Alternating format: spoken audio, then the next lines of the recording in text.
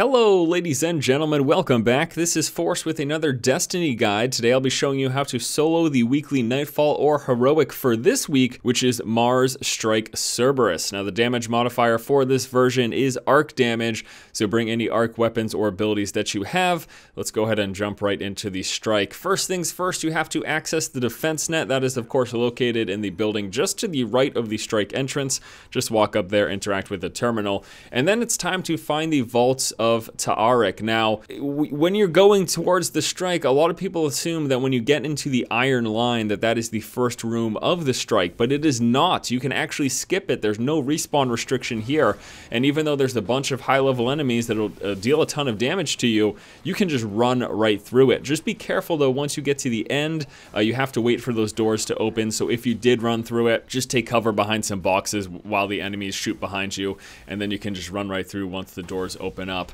From that point, you move into the Trenchworks, and this is the actual beginning of the strike where respawn restriction kicks into place. So I'm going to go into pretty exhaustive detail as to how to deal with the enemies here. The first room you come upon, there is a Legionary, very easy, just take care of him with a few headshots. There are 3 Scions, which are the biggest danger in terms of damage in this arc modified strike.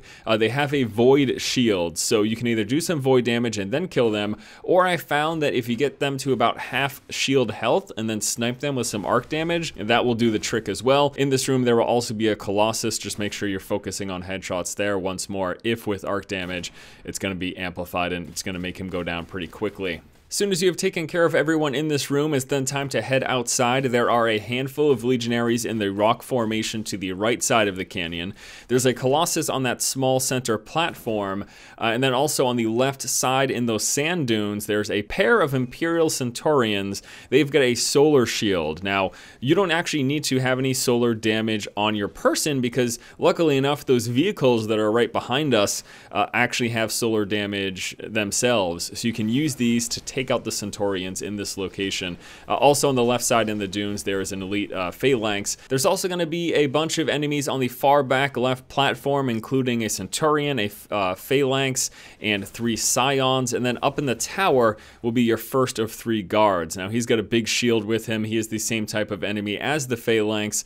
I had a arc damage sniper rifle, which made him very easy for me to deal with. If you've got to get a bit closer, of course, just be careful. Once you take him out, the drop ship will come, dumping off some Legionaries, a Colossus, a bunch of Scions. There's also some Centurions. Again, you can use the vehicle to deal with their solar shield. And then there will be the remaining 2 guards. And as soon as you take those 2 guards out, it is time to fight the elite Goliath tank. Now, your best bet versus this tank is to stay as far away as possible, ideally in this first open area location right under this tower. If you can just use like a sniper rifle or a medium to long range weapon to take him out, that will be ideal. Very easy for me with the arc sniper rifle, made it a cakewalk, honestly. But if you don't have an arc sniper rifle, then just focus on shooting out those thrusters in the 4 corners. That is where you're going to get your critical damage, and that will make this fight go as quickly as possible. And now the tank's done, it's time to ride through the Valley of Kings. Now this is another location that you can skip entirely. All the mobs in this area are level 15. You don't need to fight them. You can just run right past them into the ship. And then once you're in the ship, you can actually also skip that first room filled with enemies. Just run right through it and go straight into the boss room. Now here we are in the boss room, and you might think, oh, this is where things get technical and crazy. This is possibly the easiest part of this entire thing. As soon as you get in the boss room, I want you to book it to the far back corner. The specific location you're looking for is behind a pile of boxes just under the ramp that is to the left side of where the boss comes out. So just jump behind the boxes so that you're sitting just under the ramp.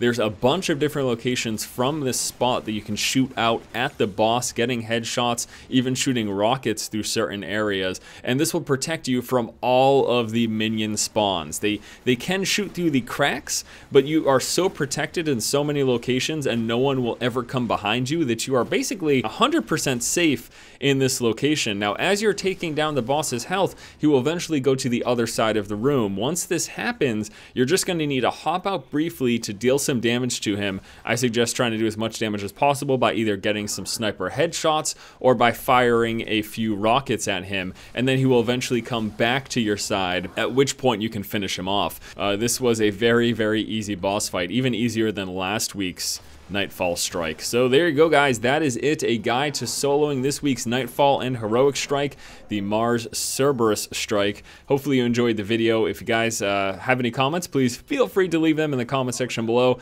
Hope you enjoy the content. I also hope you have a fantastic day. I will see you tomorrow. Keep watching and keep owning.